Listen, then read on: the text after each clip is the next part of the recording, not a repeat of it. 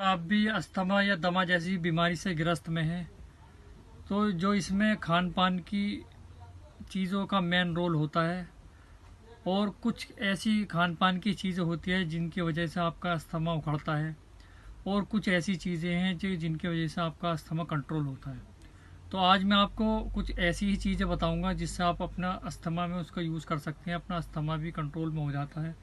और कौन सी ऐसी चीज़ें जो आपको अस्थमा में नहीं खानी है और वो आपको नुकसान करती हैं, मैं आपको इनमें दोनों बारे में बताऊंगा आपको। और सब मैं आपको ये भी बता देता हूँ कि अभी मैंने पिछली वीडियो अपनी एक अस्थमा के ऊपर बनाई थी, लेकिन वो मैंने बनाई थी कि आपको किन चीज़ों से कंट्रोल करना है जिनकी वजह से आपका अस्थमा कंट्रोल हो जाएगा और आपकी अस्थमेटिक प्रॉब्लम सोल्व धीरे धीरे हो जाएगी थोड़ी थोड़ी करके।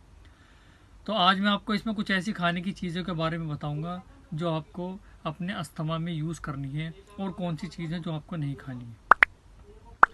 सबसे पहली चीज़ यह है कि आपकी इसमें अस्थमा में जो होती है वो विटामिन सी आपको, हाँ जी हाँ, विटामिन सी का आपको इसमें इस्तेमाल करना है। और विटामिन सी भरपूर मात्रा में ज़्यादातर जो मिलता है वो जैसे कि तरबूज होता है, तरबूज का आप इस्तेमाल कर सकते हैं। और तरबूज के अलावा जैसे पपीता होता है, अंगूर होता है और आपका सेब होता है, अनार होता है, आंवला, नींबू, इनमें विटामिन सी भरपूर मात्रा में पाया जाता है। आप इसका इस्तेमाल कर सकते हैं आप अपने अस्थमा की प्रॉब्लम में, अगर आपको अस्थमा की प्रॉब्लम है तो। इसके अलावा बीटा कैरोटीन का भी आप इसमें इस्तेमाल कर सकते हैं। बीटा कैरोटीन जो अस्थमा के पेशेंट के लिए बहुत ही लाभदायक होता है, बहुत ही अच्छा माना जाता है।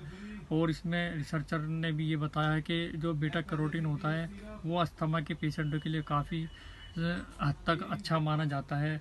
और ये बीटा कैरोटीन जो पाया जाता है आपका गाजर में पाया जाता है, गाजर में भरपूर मात्रा में बीटा कैरोटीन होता है। उसके अलावा जो खोबानी होता है, चेरी होता है, हरी मिर्च होता है, शिमला मिर्च होता है और आपका शकरकंद होता है, इनमें बीटा कैरोटीन काफ़ी भरपूर मात्रा में पाया जाता है। आप इसका इस्तेमाल कर सकते हैं अगर आप एक अस्थमा के पेशेंट हैं या आपको अस्थमेटिक प्रॉब्लम चलती हुई आ रही है तो आप इसका इस्तेमाल कर सकते हैं।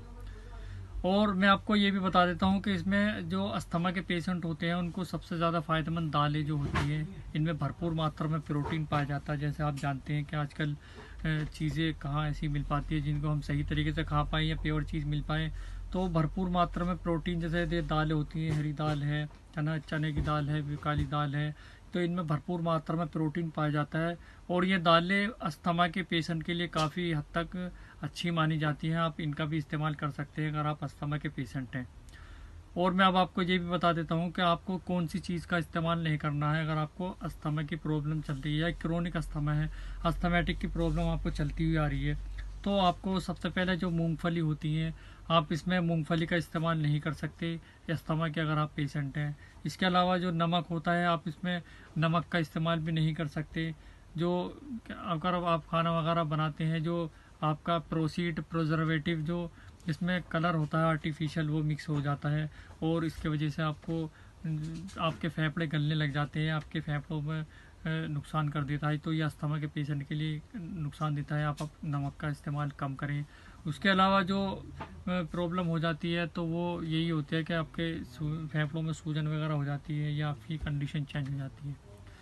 ध्यान याद रखिएगा, जो मैंने आपको ये बातें बताई हैं ये आपको अस्थमा के पेशेंट के मैंने उन लोगों को बताई हैं जो खाने पीने की चीज़ों का ध्यान नहीं रख पाते, उनका अस्थमा उखड़ जाता है और जो समय समय पर दवाइयाँ लेते रहते हैं।